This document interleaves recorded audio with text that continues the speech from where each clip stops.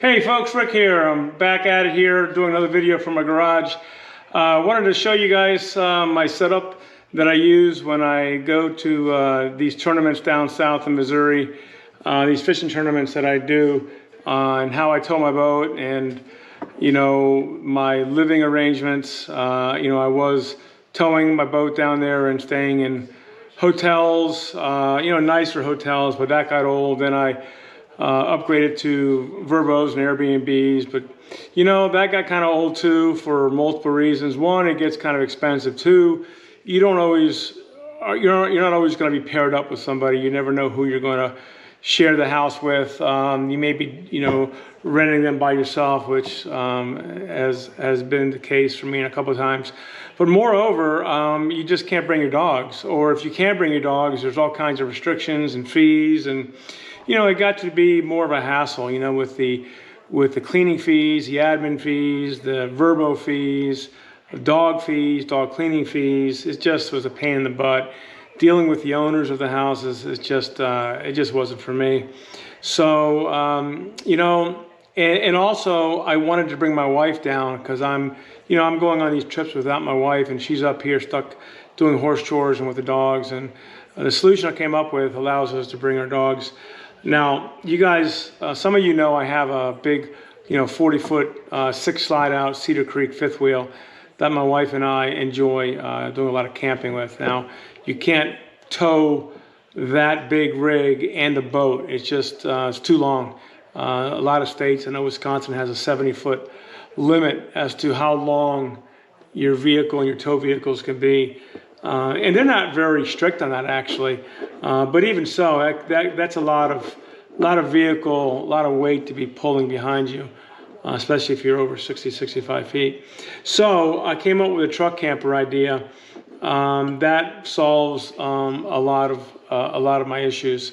So I'm going to show you my vehicles, what I was towing it with, or actually still am, but I wanted to show you my upgraded F350 1-ton, because that is an upgrade from my older 2015 1-ton F350 dually that I use solely for, hauling hay and farm chores around our small hobby farm here, but moreover for towing that big fifth wheel. And the problem with those bigger rigs, particularly that 2015, was that it was just like driving a tank. It was just so bumpy. With no load on the back of those trucks, those leaf springs are just, they're not compressed, and every bump, it's horrible. And even driving with, a lot of tongue weight, or that fifth wheel, weight of about 2,500 pounds on the back of that pickup, even with the weight down there and those springs compressed, it's still a very bumpy ride. And my wife was, she didn't like it. I don't like it. And certainly when we get to our destination, when we're unhooked, now we're left driving that thing all over town to go to dinner. It just got to be a pain in the butt. It was bearable, but let me show you my solution for my tournament fishing, what I came up with, and see what you guys think. All right, so hang on tight, and we'll see you outside.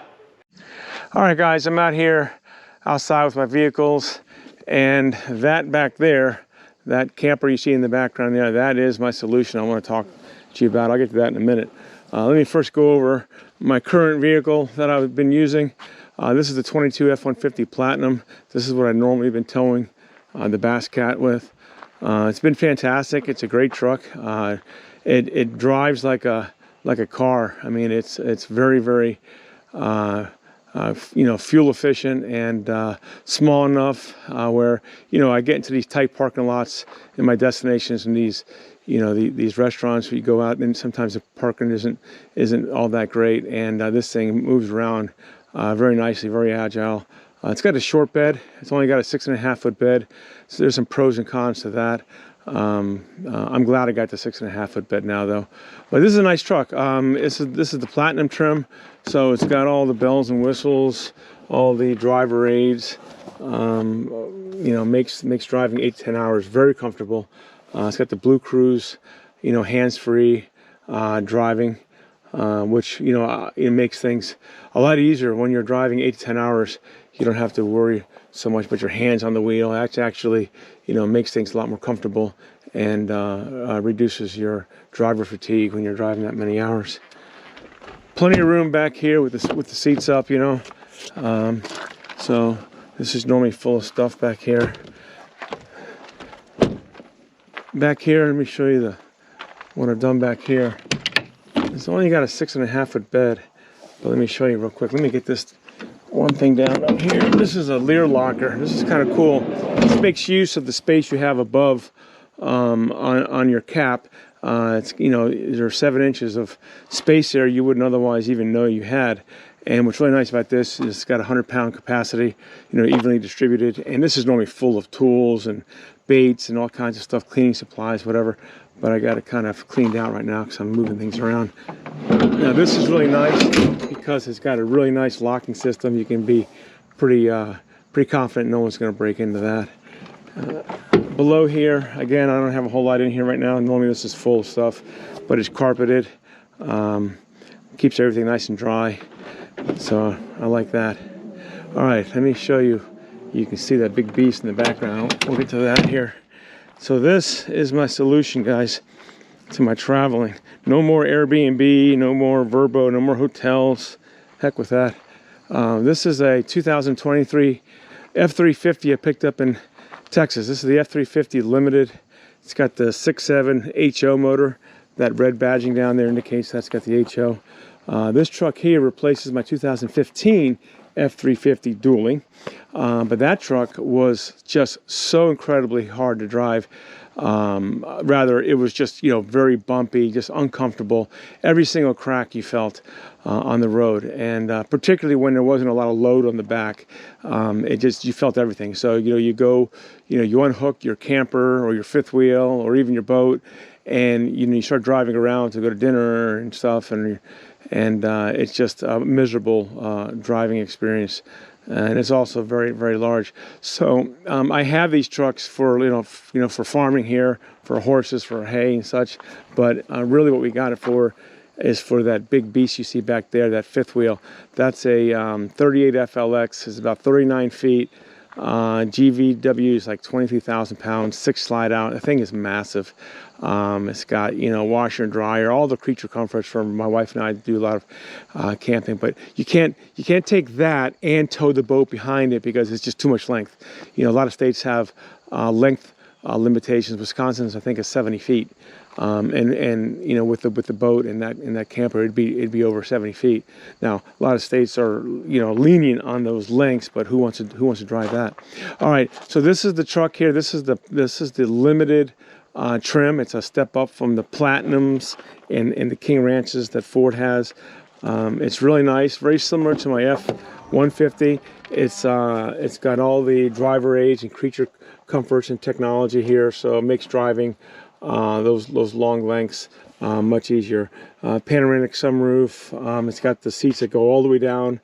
They go flat down, so you can kind of, you know, at a rest stop, kind of, you know, sleep flat. So that's kind of nice. But it's got everything. You know, it's got the same type of cruise technology when you're towing. But this is a really nice truck. And what I love about it is that it drives very smooth when you know, whether you have a payload or not, particularly when there's a payload on there, because the suspension is compressed. You really don't feel the bumps like you did on those older 1-ton dually trucks. So when these seats fold up, and I actually have a kit that's coming. It's a padded kit. When we bring our dogs, the dogs come in here, I don't have to worry about hair, you know, getting into the carpet and stuff. So that'll be kind of nice. All right, back here, 8-foot bed, and this truck actually has a built-in scale. There's in the monitor, you know, when you put a load on the back of the bed here, and load in the truck itself, and any kind of load, as soon as you get in, it starts, you know, detecting how much weight is in the truck, and there's an onboard monitor system there that tells you exactly how much weight you're putting on. There's also a scale right here, which is kind of cool. I don't know if you can see that, but this right here is a scale too. You can turn that on. These lights go up to see if you're over the payload maximum. The payload on this truck, because it's got so many accessories, the payload is about 5,800 pounds. So that's kind of nice.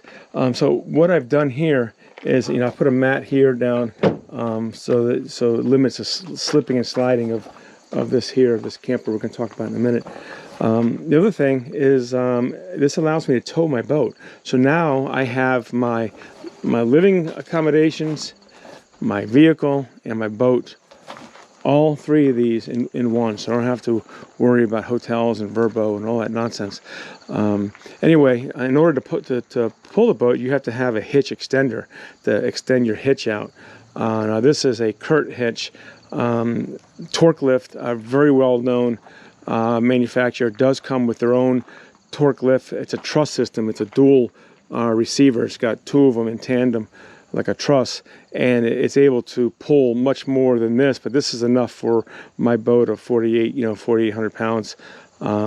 So this works really nice. It extends it out 3 feet to get past the end of the camper and tow my boat. So there's that. Now the nice thing about these trucks, and most trucks with this trim level, there's a connection here, obviously for your 7-pin wiring harness for your lights. They also have one in the bed. So this is kind of nice because now I can connect my camper to that and connect my boat to this with this adapter, this 3-foot adapter that now comes out here. That way I have my lights on for my camper and my boat. So that's good. All right, let me show you this. This is the Host Yukon 11.6 model Host Yukon. It's a 3 slide out camper. And this is my solution to my accommodations when I go tournament fishing. So this way I'm able to take my dogs and my wife, and she can come down with me and enjoy the stay if she wants to, So this is the 3 slide out model. There's one slide out there. Here's one back here. Of course, that's my poop wagon or my honey wagon. And there's the 3rd slide out. Now those 3 slide outs allow for a lot of room inside. We'll show you that in a minute. There's this in here is storage for, normally there would be a generator in here, but I opted not to have a generator. So that's kind of nice for storage. And then we have this one here. I want to show you here. Let me get this opened up, guys. Okay. Look at all that storage, guys. Look at that. Now this tray comes out and holds 800 pounds. I think they use those trays in morgues for bodies, I think. But it's very stout. You can see I got a lot of gear in there. What's taking up most of the space are these panels. These are kennel panels, dog kenneling. And they fit together and they make a nice perimeter next to the RV, so we can let our dogs out. They can do their business. They can come out with us. So that's kind of nice to bring with us. We also have this transfer pump for pumping in water. The fresh water tanks on these, I think, is 60 gallons. And what I do is I have this really slick system here. I'll go through it real quick, but you can see right in here, there's that 45-gallon folding water tank that folds up. Look how small that folds up. It just folds up into a really small footprint. Anyways, that's a bladder that you put out and you put on the back of your bed. And if you run out of water, you just go to the water source, fill it up, bring it back here to your campsite, and you pump it in. And lickety split. All right, let's go inside and take a look.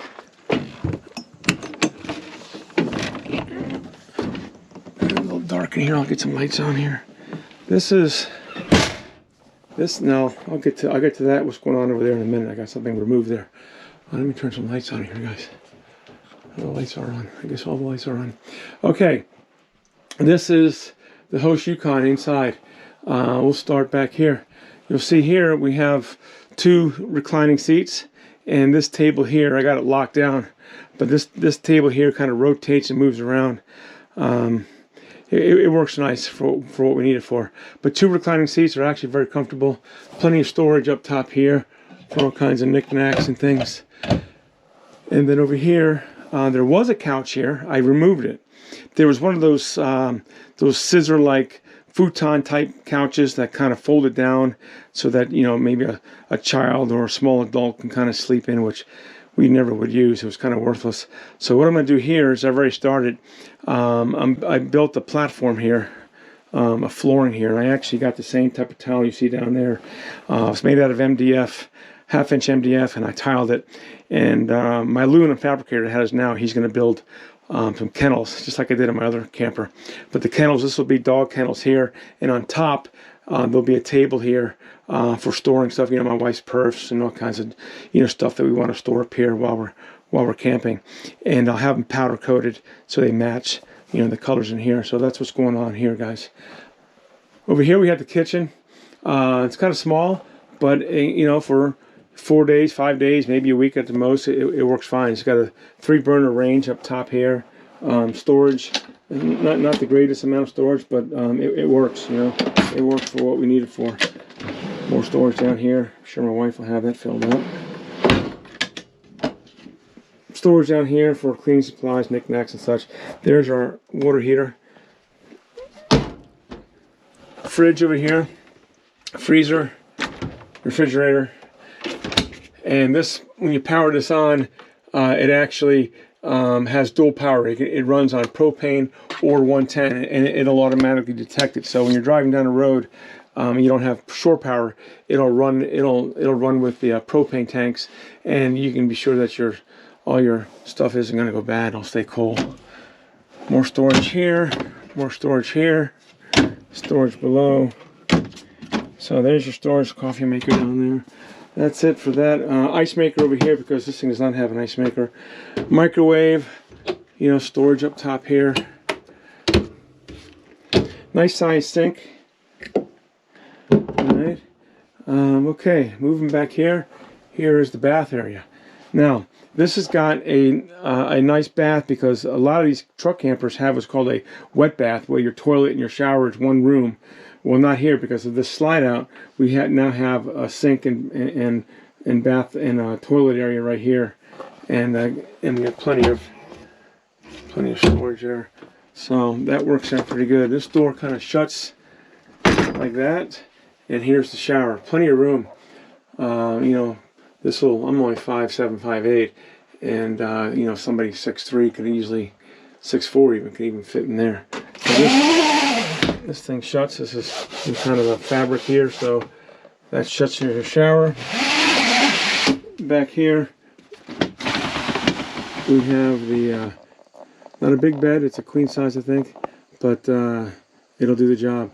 We have a shelf back there, and his and her lighting and USB ports for charging your electronics and your phones.